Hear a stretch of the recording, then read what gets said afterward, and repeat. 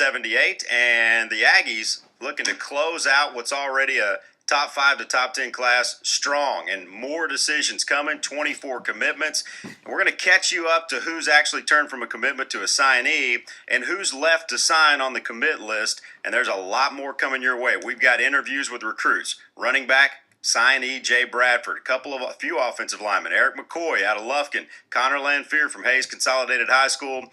We've got Trevor Elbert calling in as well from the Rockwall area. We've got a couple others. We've got a wide receiver calling us, wide receiver signee Kima Siverin. We've got Kyler Murray potentially calling us. We've got former players in studio. We've got some other special guests calling in as well. A big show for you coming up throughout the next 3 hours. Welcome back to the second hour of our coverage on TexAgs.com, and of course, hour 1, the David Gardner's Jewelers Go Hour. A lot to get into. We invite your phone calls as well at 693-1150. We invite your texts as well at 979-229-1939. You can tweet at us at TexAgs Radio. We'll introduce to you everything you're going to be seeing today. I'm Gabe Bach, and joining me periodically throughout this program, right next to me in the Breaking News Center, will be Bryce Jones, TexAgs recruiting analyst. Sometimes Bryce will pull double duty and be in the conversation room, and with that, we introduce Billy Lucci. And Lucci's going to be there with former players. Bryce will be over there with them. They'll be breaking down every commit that's coming in. You've got Jordan Pugh over there with you, Billy. I'm going to run down the list, but first wanted to introduce you. Welcome to the program. Introducing me. Yeah, okay. How's it going? Good to see You're not ever on the 8 o'clock hour, so most of the people don't know who you are. That's true, and that is for a reason. That is by design, as they say. Exactly. All right, it's been good to be on the 8 o'clock hour, let me tell you. It's been exciting already. 18 commits have turned signees. 11 of them signed today. 7 of them were early enrollees. This is the list of names who've already signed their letters of intent. The early enrollees who are here on campus this spring: Christian Kirk, Damian Ratley, Jordan Davis, Keaton Sutherland, Richard Moore, Claude George, and Justin Evans. Here's a list of those who become signees this morning: Jay Bradford, Kima Siverin, Connor Lanphier, Eric McCoy, Kingsley Kaki, James Lockhart, Riley Garner, Justin Dunning, and the kicker, Daniel LaCamera. Quickly, I want to go to the war room, introduce you to Stuart Wade if we're ready for that. Stuart, good morning to you. How are you? Good morning, Gabe. What do you got going over there? We're just monitoring Twitter. We're breaking stuff as the enrollees come in. We're breaking that. We're taking questions. We are doing polls. I did a poll recently, just a few minutes ago, asking which remaining recruit do Aggies want most. Dalen Mack won in a landslide, so outstanding. We'll find out about him at 11:30, I believe. Okay, very good. All right, so a lot of stuff going on. Again, our phone number is 693-1150. You can text at 979-229-1939.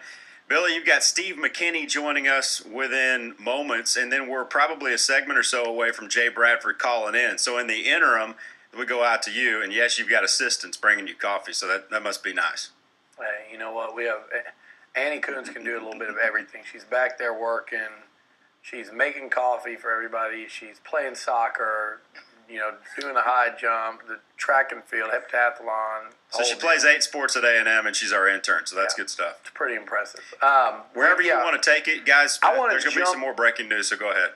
Yeah, Gabe, what did you say? You have more breaking news? No, there will be soon, so go ahead and jump right into it. Let's go into this now. Let's dive right in. I want to go right into Larry Pryor. Jordan, we got cut off at the end of the last hour.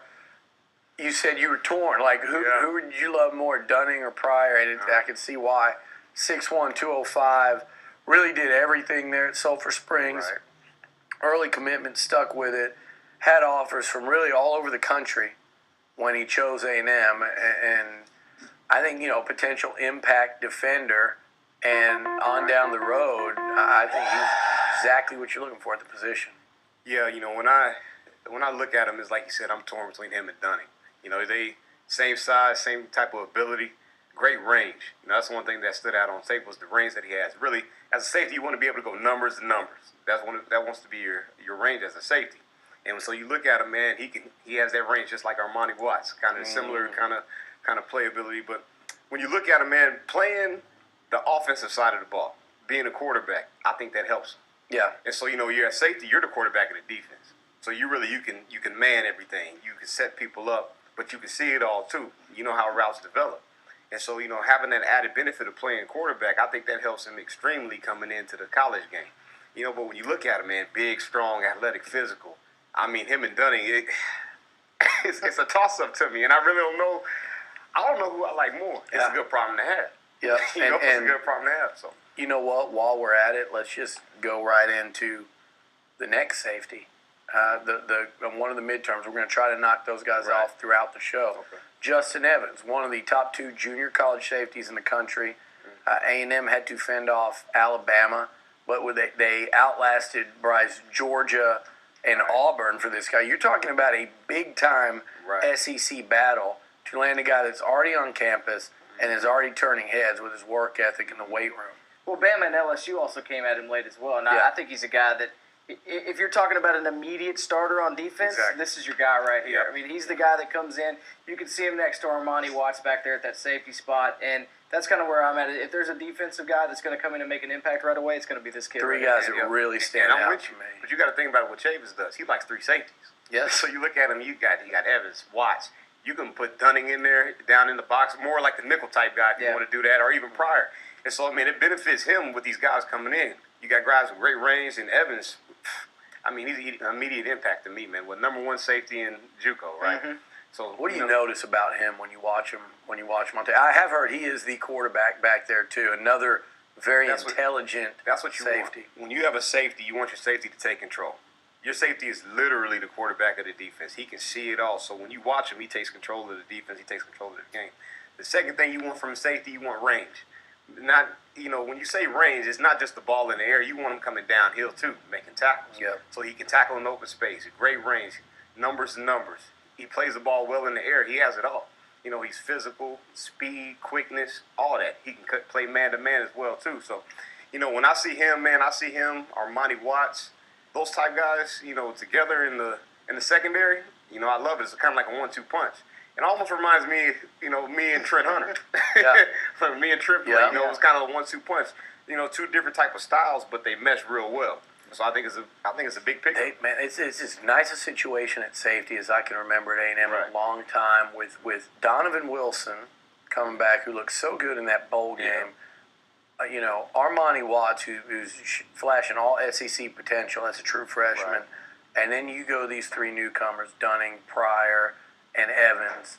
Right. I can't remember A&M, and some of that's youth this year, so they'll be inexperienced, but I can't remember A&M with 5 guys that talented at the 2 safety spots in a long time. Well, it's a great situation. Now they need to match that at corner. That'll be the benefit of Armani and Donovan playing. You can match him with a Justin Evans. Exactly. You're getting that first year of experience and playing a lot. They'll be more ready as a sophomore than they might have been if they were sitting behind somebody. So they had some growing pains as a freshman, but then that only helps them when they become sophomore, junior, because they've been through an SEC schedule. Exactly. It can't it's not something that's easy. Armani Watts is going to be a different player when A&M plays Arkansas this year versus last year. But you got to look at Chavis. So Chavis, man, he wants those in-your-face type DBs. Yes. But you match that with safeties who can run, it's a perfect fit.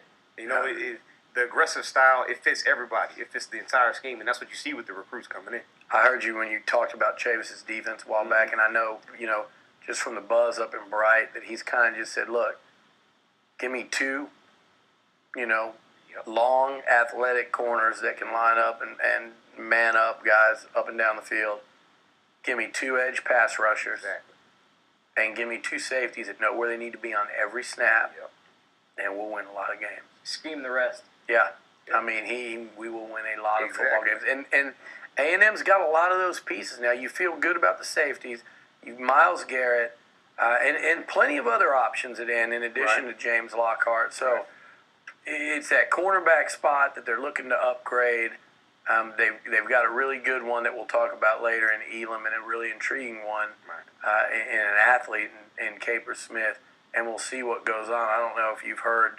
You're manning the phones. Has Boyd signed to Texas yet? Not yet. Not that I've seen. Not yet. So I'm thinking around 9 o'clock when he actually puts pen to paper and signs. That's what I wrote last night. I mean, I think that's what's going to. I said a long time ago, like nobody, Boyd, no matter who he commits to, it's going to be when he wakes up on signing day morning, when he's got that pen in his hand. Right. What's he feeling at that point in time? That's what's going to happen with Chris Boyd. So realistically, right now, A&M's waiting on Chris Boyd, Roquan Smith, and then of course, the big one after we're off the air, and Dalen Mack. Right. But DeMarcus Lodge as well still won't be in. And DeMarcus Lodge, and again. You have hope. I have a gut feeling. And I'm leaning your way on it. I mean, I'm not leaning your way. I'm hoping that you're right. I just feel like he's kind of gone so far down that road to Ole Miss. But, man, the one thing that I was thinking about last night in terms of DeMarcus Lodge, guys, was he played a little trick before he committed to A&M. On David Beatty and Sumlin and those guys to kind of make it look like he wasn't going to do it and he was going to put it off, and then he did it later that day after Richard Moore had done it, I believe, or was it before? No, it was after. It was right after. He did it later and made it like he was going to hold off, and then so he's got a little gamesmanship to him. Right. That's something to consider, and the fact that the Kyler draw, the Ole Miss class is falling apart right now. Yeah. In the last 2 days. So he may have noticed that and gotten cold feet. Yeah. And you add those things up, and at least it gives me a little hope, although I still got him penciled in to head to Oxford. All right, Luch, we're going to take a timeout. We've got Jay Bradford. He's been waiting for a few minutes here on hold. And this just in, Ronnie Elam, cornerback from Newton High School, a 3A state runner-up, number 15 in Lucci's 44. Ronnie Elam is now officially in. That's signee number 19. We'll talk about that. It's DB talk right now with a former NFL and Texas A&M defensive back. You got to like all these DBs getting in here right around the 8 o'clock hour. We'll talk about that. Jay Bradford coming up next right here on Sports Radio 1150 The Zone. It is signing day 2015 recruiting special edition on The Zone. TexAgs Radio is presented by Scott & White Healthcare. Pretty fitting tune there, a little George Strait ace in the hole, because perhaps the ace in the hole of the offensive signees here for the class of 2015 could be Jay Bradford, an all-out speed guy out of Splendora, and he joins us right now. Welcome back to our signing day coverage. TexAgs Radio live inside the Lear Insurance Studios. Multi-set Lear Insurance Studios for you. They keep saving you bundles of cash. Go to mylear.com for details. With that, we go out to the phone line and out to new Texas A&M signee Jay Bradford. Jay, welcome to the program. How excited were you to put pen to paper and send in your letter of intent to Texas A&M? Man, the feeling is indescribable. I'm hyped up. I'm ready to be here. Bryce, Billy, take the second one. Hey, Jay, what's up, man? It's Bryce. Talk about today. It's been a long time coming.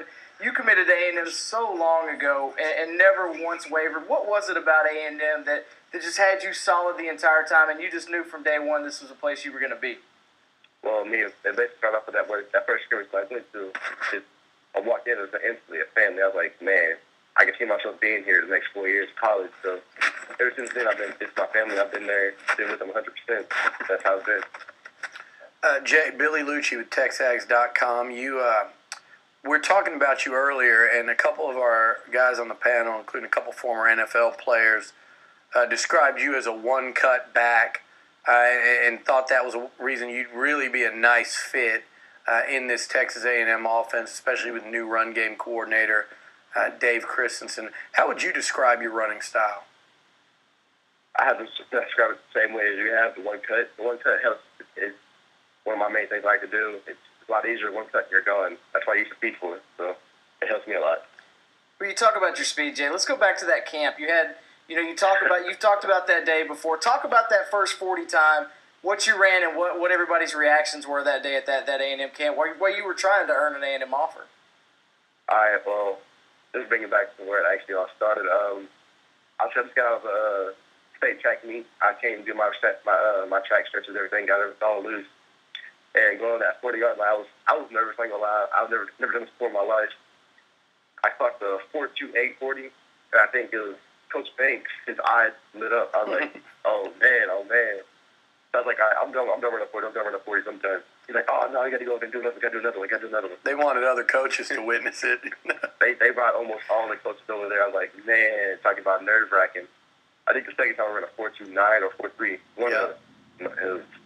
After that, Coach McKinney put me aside and said, we want to offer you. I was like, oh man, all right. I love it. Oh man, this is Jordan Pugh right here. The thing you're gonna learn, man, all you gotta do is run one. You run one, that's good enough. Trust me on that one. That's some free advice right there, though. But how's the excitement, man, building up and knowing that you're gonna be here and being part of such an explosive offensive system?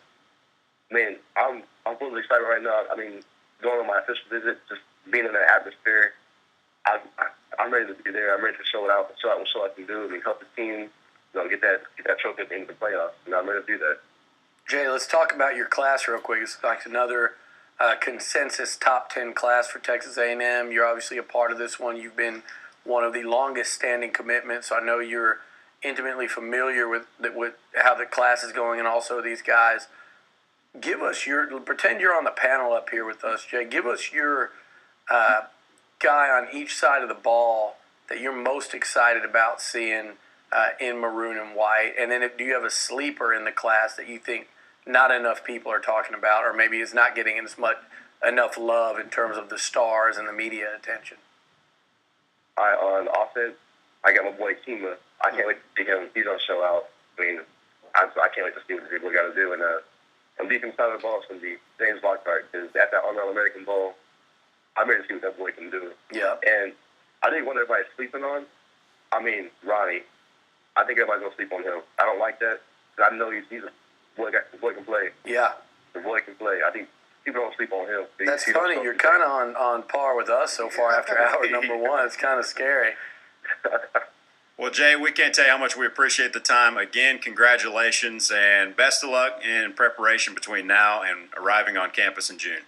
Thank you. All right, thanks, Jay. Appreciate it, No bud. problem. All right, Splendora running back Jay Bradford is in on TexAgs Radio. We got a lot more recruits going to be calling in. We've got more former players joining us. Steve McKinney will join the panel. DeMontre Moore will join the panel as well. And some other special guests currently to be remain nameless just for the time Well, we're being.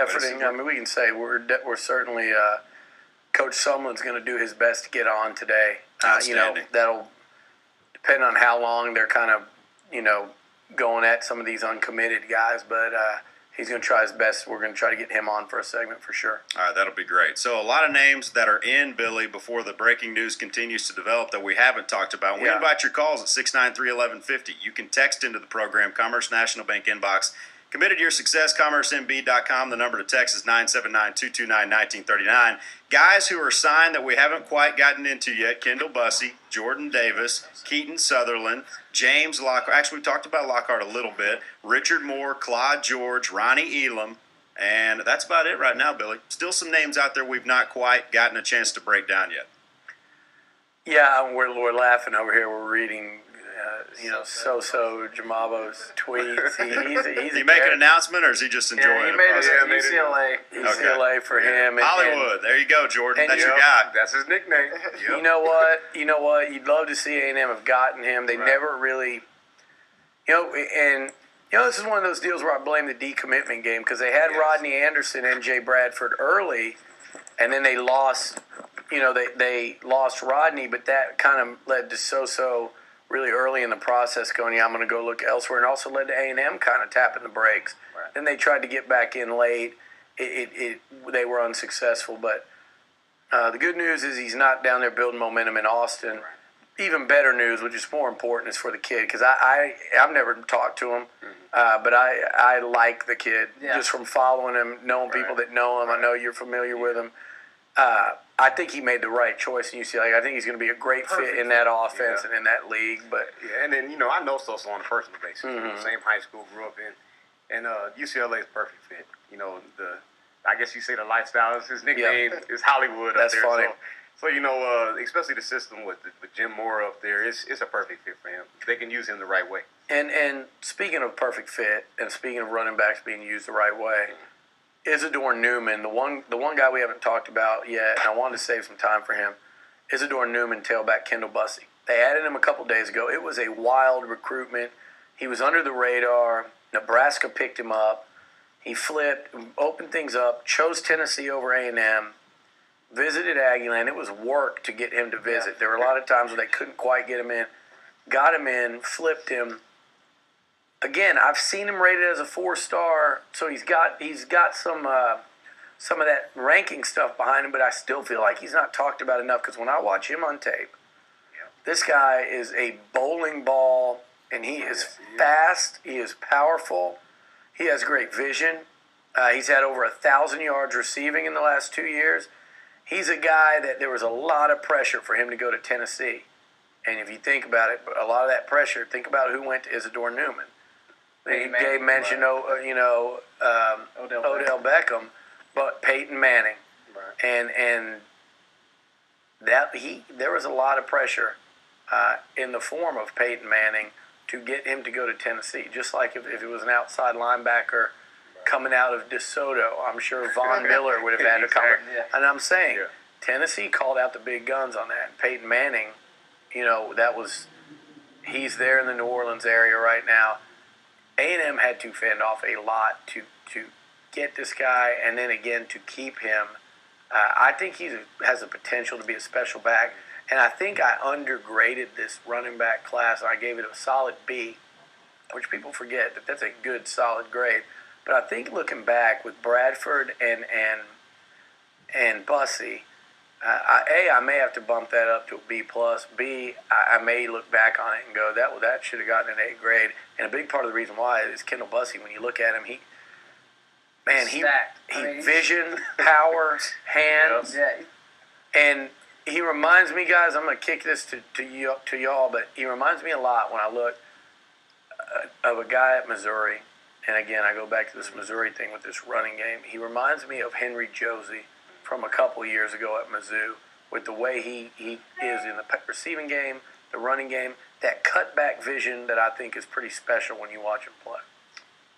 When I look at him, I think of MJD, Maurice Jones. Yeah. Same type style, same body build, physical, great balance, good vision, all that. When you look at the running back class that we got 2 home run hitters. Mm-hmm. And you can see both of them have an instant impact, especially, say return game, kickoff return, even punt return. So when you look at him, man, it's explosive, and that's what you want to see. You want to see the explosiveness out of the backs, the one cut. They're both one cut runners, and when I watch him, it's like this guy just. Like the players like to say, he has that juice. Yeah, he does. And so when you see him, he's got it, and that's all you can really say about him, man. And it's exciting to watch him play. Who's a cat at Georgia right now, Gabe? Well, Chubb? Yeah, Nick Chubb. Saw him at the Army game, and that's a great comparison right there. Maurice Jones-Drew as well. I know Gabe had a good one. Herschel Sims, he kind of reminds me because his ability to catch balls out of the backfield, block, he can do a little bit of everything. But we want to compare him to guys that succeeded. Well, I don't want him to have the Herschel Sims attitude. But sure. You're right. That's a good. Heck, if he's Molina, I think we're all happy, right? Yeah. There you go. And I think you're right about this class. I think it gets a little bit. It's rated down a little bit because of Jay. You always have to be careful of who. Not focusing on who you didn't get, right? I mean, and that's what I think will happen a little bit at running back this year. But look who they did get. Yeah, and I think with Jay, great kid talking to him on the phone. You don't really know how good he can be when you see him at all the reports at the Army Bowl when he had an offensive line to run behind. He was great. He just has never had it. Yeah, I think he's going to be one of the surprises in this class. Especially, I think you can move him around and put him out and catch passes out wide. And obviously, Bussey can do the same thing. He had like 1,200 yards receiving in his career. So the thing about it, both these guys fit the offense. Because, they both go play in the screen game. You can spread them out. They can run routes. They can do it all. They can even block. So when you look at the 2 backs that we got coming in, I think it's huge, man. It's huge. Especially you pair them with Brandon Williams, Trey Carson. You got an arsenal now that you can build on. Don't forget James White as well. I think he's going to be a very, very good James White. And by the way, he's true. really turning heads right now in the off season, and so is Trey Carson. That's no surprise for knowing James White and the coaching staff he came from apparently. All right, welcome back. It is 8:38 Sports Radio 1150 The Zone at TexAgs.com. The 2015 Signing Day coverage or Signing Day recruiting special on TexAgs Radio presented by Scott and White Healthcare. It is the David Gardner's Jewelers Go Hour, but Olin Buchanan is in Allen for Kyler Murray's signing, which will be about 10 o'clock. Bryce, we've had a lot of questions before we welcome in our new panelist, and we're excited about that. Former A&M offensive lineman Steve McKinney replacing his brother. But what can you tell us in terms of the times that the remaining A&M targets are going to make their announcements? Well, Chris Boyd is supposed to go down around 9 o'clock. I know that's what time their ceremony is, and like we talked about, it's going to be as soon as pen meets paper, that one will be over. Nobody will know where he's going until then. Lodge is at DeMarcus Lodge at 11 o'clock. Dalen Mack 11:30. Roquan Smith actually here in about an hour and a half at 10. So Okay. we're getting pretty close to the first big one for A&M, especially on the defensive side of the ball with Chris and then Roquan. All right, no huge surprises so far, Billy. And as we throw it back to you to welcome in Steve, Jordan, Pugh with you, our phone number is 693-1150. And you can call us up if you've got a recruiting question for Luch and the gang. Call us, 693-1150. You can text us, Commerce National Bank inbox open at 979-229-1939. Here's who's not in yet, who's committed to A&M. Kyler Murray, the quarterback.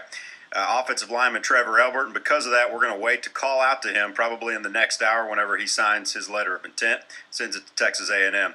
Linebacker Landis Durham out of Plano. Dwayne Thomas, a linebacker from Hahnville High School in Louisiana. Deshaun Caper-Smith, also from Louisiana, a cornerback. And that's all we're waiting on, Luch, right now. Wow.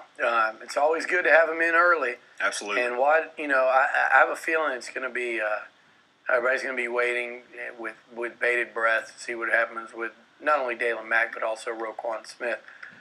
Chris Boyd's still out there. I wrote last night, there's so many influences in his life pushing him to Texas right now. It's going to be hard for him to do it. But I feel like because Chris wants to be at A&M, it really is a possibility that could happen. So we'll keep a close eye on that one as well, although I think percentage-wise you lean towards Texas a little bit this late in the game. But, man, A&M's been working that one, and I think they've had him flipped at least 2 times from late Thursday night, the night before he originally committed, and until now. So, like we've been saying, anything can happen. I think Chris has been prepped where he understands, you're not signing for anybody but yourself. And once you sign that paper, there's no looking back. And to me, the message I would be sending would be people in your life, if they're really about you and have no agenda, they'll support you whether you're wearing burnt orange or maroon and white. And it goes both ways. I said burnt orange or maroon and white. So if it's his decision, and it really is, I think things are very, very interesting on that front. And again, that'll be an interesting one to watch. But to me, the 2 that A&M had the best chance with prior to today are still out there in Boyd and Roquan Smith, out of all these guys we've talked about. Why don't we go ahead and introduce the man to your immediate left? He's become a myth, favorite on legend. TexAgs and TexAgs Radio. Yeah, Steve posts one time and everybody goes nuts, and they don't believe it's really him. Oh, it's me. Steve, let me tell y'all a little story about Steve, and it's not one of the bad ones. Yeah, Slow down. there's a lot of stories that Steve and I know, but I'm going to tell you one from just recently here the other day, or in the last month or two. Steve has always been a diehard fan of A&M football from long before he played at A&M, and still is throughout his long NFL career with the Colts and Texans and wherever you. Was it like Seattle and Miami, or was it Miami a stint Yeah, Miami too? for a couple years. Through his whole career, though, he's always been in tune with what's going on at A&M, but I've never known him to be a recruiting fan. Well, in these last couple months, when we talk about all the drama that has surrounded this class, that drama has sucked a lot of my friends in, and there are very few that have been as into this recruiting thing this year as Steve McKinney, which if you've known Steve as long as I do, it's really funny to watch. It's enjoyable. And like he said the other day, he goes, "Man, you don't call me back." He goes, "I'm starting to think you forgot who I am." And I go, "No, I just think it's hilarious how much you're into where Dalen Mack and Kyler Murray and all these guys are going." But you've had fun with it. It's been, And I don't know probably- if I call it fun. It's been, there's been so much drama. I've never really followed recruiting. I mean, I was the guy that, day of National Signing Day, I'd kind of tune in and see what happens and look at the class and the grades and, read your stuff then. But following it up through the recruiting process, never done it. And this year, I think, what happened is somebody was asking, like, well, why did you get so into it this year? And I was trying to think back, and it really hit me. I was like, you know what? I really got locked into TexAgs when we were doing the defensive coordinator hire. Because obviously I was very curious and concerned about that. And then I kind of started reading some of the threads and got sucked into this recruiting. And I'm like, oh, man, this Dalen Mack guy, we got to get him back. Right. I saw him in the Under Armour game. I'm like, oh, man, we have got to have this guy. And so then I started following these guys and following the threads. It's just so funny on TexAgs. These guys, they break down these Twitter comments, and one day somebody's committed here, and the next day this guy's tweeting at them, and they're trying to decipher what these eyeballs mean and the thumbs up, and I'm like, this is so much like drama. a soap opera. Oh, it's crazy. Yeah, but it's been fun. I mean, it's been crazy. Insert joke here, and I know it's been well publicized with people coming at me on Twitter, but is it sad that I always can decipher those tweets, and I know with the little eyeballs and that's what it's a little bit of a problem. It might be. That's true. That's true. I've got to stay current, right? Gabe, we've got another commit. We'll come back and pick this up after you tell us who it is. Yeah, let's officially now, Landis Durham out of Plano East High School. Bryce, a 6'2", 220-pound linebacker, second-team All-District, and another one of those under-the-radar guys in that he wasn't a high-profile recruit, not a whole bunch of stars attached to his name, didn't make an All-American team, anything like that, and didn't put up huge numbers in high school. But they look at him, and obviously they like what they saw. They moved him around a lot. He played some defensive end. He played some linebacker. I think his junior year he was at linebacker where he had 91 tackles. They moved him back to end this year, where he missed. I think he missed 4 games with an injury at the end of the season. They weren't a very good football team, so he only had 10 or 11 games this year, but he only played in probably 5 or 6. So that's why you see the numbers are down. But it's going to be interesting to see what they do with Landis Durham, because I think he can play several different positions. I think he can play outside. He could play inside. I think he could be a Mike at some point. So it's going to be really interesting to see what Chavis has in store for a guy like Landis. So Lucci, Landis Durham, now official. We got 2 minutes if you want to break Landis down a little bit. 2 minutes until the timeout, but a quick thought on Landis Durham from Plano East High School, the city of Jordan Pugh, not quite the school, a crosstown rival over there. Plano East, Landis Durham now official. Let's let Jordan talk about this. He's going to play linebacker at A&M, but also showed he can get it done with his hand on the ground. Big kid. Right. Well, anytime you get a Plano kid, I mean, you're getting a hell of an athlete. You know how that works. No, but when you look at him, Coach McCullough, head coach over there, he's my coach in high school, and he loves aggressive, downhill-type players in his position. So you look at him, man, great hands at the point of attack. And he, sheds blocks and plays with good pad level.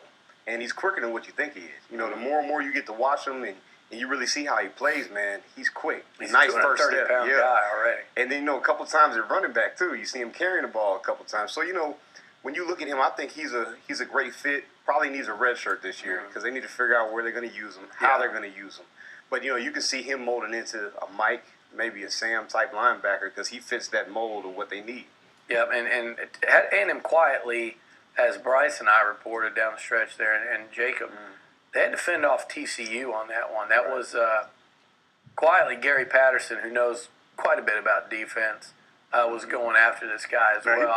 He played linebacker as a junior. Right? Yes. See, because I watched his senior tape. He was a defensive end. And, a lot of guys were looking at that tape and thinking, like, well, how's he going to transition to linebacker? Well, if you go back and watch his junior highlights, you'll see the kid was an outstanding linebacker. Yeah. Played real well, reacted very quickly to the ball, shed blocks, got downhill, made tackles. So I really liked the way he looked as a junior at linebacker. The thing that I like about him the most is playing D-tackle. So you learn how to use your hands. So when you got those, guards pulling up to you, you can shed. And then the quickness that he has, man, that's what with the A&M defense in that front seven, they need as much speed as possible. Especially to play in this, SEC West, a lot of running teams, the LSUs, the Alabamas of the world. So, it's a perfect fit. I love hearing you guys talk about how we talked about James Lockhart earlier and how good these guys are with their hands, especially in a league like the SEC. And Steve, you know this. If these guys, because you played in an offense like it at A&M, when these guys get their hands on you and they engage, you're done in this conference. So, and it's been a problem for A&M, maybe their first, the last couple seasons defensively. I love hearing that they're getting these guys that are really good at keeping blockers off of them. That's what it's all about. Because once those big linemen, they get their hands on you, you're in trouble. You got to get off those blocks. I remember when I played against Ray Lewis, and you think of him as this big, tough, downhill, knock your socks off type guy. He is not a guy that's going to take on blocks. He would avoid blocks, get off as quickly as he could. Really? He was never a guy that just came and jammed up the guard and then went and made the tackle. Yeah. So if you were able to lock onto him, you could block him. So that's the whole game at linebacker, man. You get off the blocks and get to the ball. All right.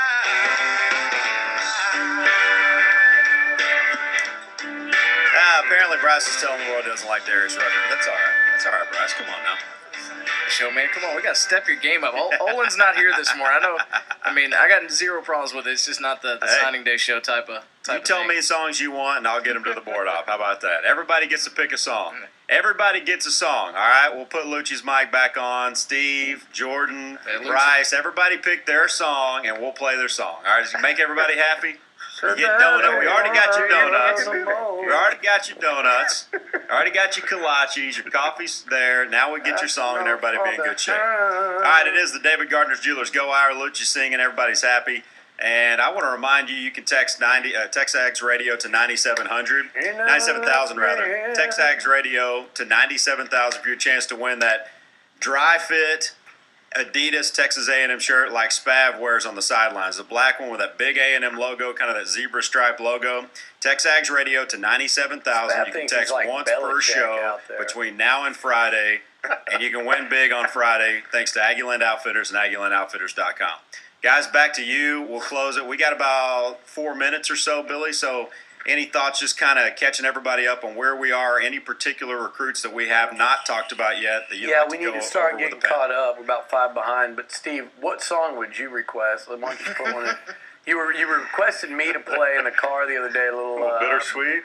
Big Head Todd and the Monsters. That just brings back a lot of Bittersweet by Big Head Todd. Let's get that for Steve. Cruising in the white Honda Civic. That's done. Cruising in my 4-door white Civic with me and 4 300-pounders. Is cruising in my 4-door white Civic a song, or is that no, actually that's an the activity? actual reality. Okay, good. Look like a clown car when That's we the pile music out video of that I see in my head when I hear that song. That's good. Well, let's talk. I'm just going to pick a guy, and Steve, you're here, so let's talk about the midterm O-line edition. Keaton Sutherland. Mm-hmm. He was a guy who really was starting to see his stock really rise there at the end. Chose A&M over Arkansas, which they know a thing or two about linemen right now. Mm-hmm. Ole Miss and Baylor, and had a lot of other nice offers. Keaton Sutherland, 1 year really on the offensive line. Yeah. I think a bright future. Here's what I'm hearing about him right now on campus. Larry Jackson and those guys are floored by how he moves for a guy his size. He's close to 6'7" and a huge frame guy. They say he's one of our biggest linemen here already, and really like what his potential is out at tackle. Yeah, when I watch his film, that's exactly what jumps out at me. First of all, he's a huge kid, big kid, long arms, which is so important as an offensive tackle. But his feet, if you watch his feet, obviously there's a lot of technique things that can get cleaned up and will. But just athletically, you can tell the kid's got so much raw potential. He's got good feet. He moves like an athlete. He doesn't move like a big, unathletic offensive lineman. And these are the kind of guys you want to get on campus. You want to get big kids that are athletes, and you can mold those into whatever you want them to be. So I think he's got a great future at A&M. I really love their offensive line class this year. They did a good job, and that's where we're going to win games as a program is in the trenches. So it's where they have been winning games. Yes. So we're definitely. We're getting the right guys, that's for sure. Jordan, let's move to the defensive side of the ball. I'm saving Christian Kirk because I want to talk about Christian Kirk and Kyler Murray and what that dynamic with Kyle Allen and Speedy Noyle the year before. Right. Just kind of where this thing's headed offensively. But let's go to defense for a minute. Let's talk a little Claude George. We talk instant impact with a lot of these guys. This is a 6'3", 231-pound linebacker from the JUCO ranks that's on campus. Yep. We'll go through the offseason. When I see him, guys, the first thing that pops into my head is, and he chose A&M over Washington and Arizona State, but I look at him and I go, that's an SEC linebacker. Man, day one starter. That's what I see. Yeah. You coming from the JUCO ranks, so he had a little more experience in the recruiting class coming in. And there's his head. Yeah, when you watch him, athlete. That's all you see, man. You see athlete all over the place, man. Sideline to sideline. Great tackler, great open space player. That's one thing that I like the most. And he reads well. So you watch him, man, he's reading guard pulls. He's reading the run pass key. He can run, he can jump, he can catch the ball. He can do all that, man. And he encompasses everything that you want in a linebacker. He's got the size, the speed, and he's a hitter. So, and I think that's something that we're missing. We're missing that aggressiveness in the linebacker spot. So I think day one, spring ball starts, he's in there. All right, Claude George, a guy that I think, like you, he is going to compete and has a great chance to crack that starting lineup. But all of a sudden, it's interesting because you got A.J. Hilliard coming back. You got Josh Walker, Otaro Laka, Sean Washington, Claude George. Starting to really see an upgrade at that linebacker position. We got another mid-termer that we'll talk about coming back from the break in Richard Moore, who a tackling machine. Gabe, we'll kick it back to you. We're about to start. Man, it's flying by right now. Hour number 3 about to kick off. No question. If you got a phone call, a question, you want to talk recruiting, you can call us up. Steve McKinney's here, 94 to 97. Jordan Pugh's here, 06 to 09. Billy Lucci's here, 94 to 2014, and still going strong, 2015. Of course, Bryce Jones, myself. We've got DeMontre Moore joining us at about 10:30 in studio, and more special guests coming your way. But time for your calls at 693-1150, your text at 229-1939. Again, another reminder, daddy-daughter date night at Chick-fil-A, either College Station location, next Wednesday and Thursday. Stop inside the store for more details. Hour 1, TexAgs Radio. Hour 2 of our special in the books. More on the other side, right here.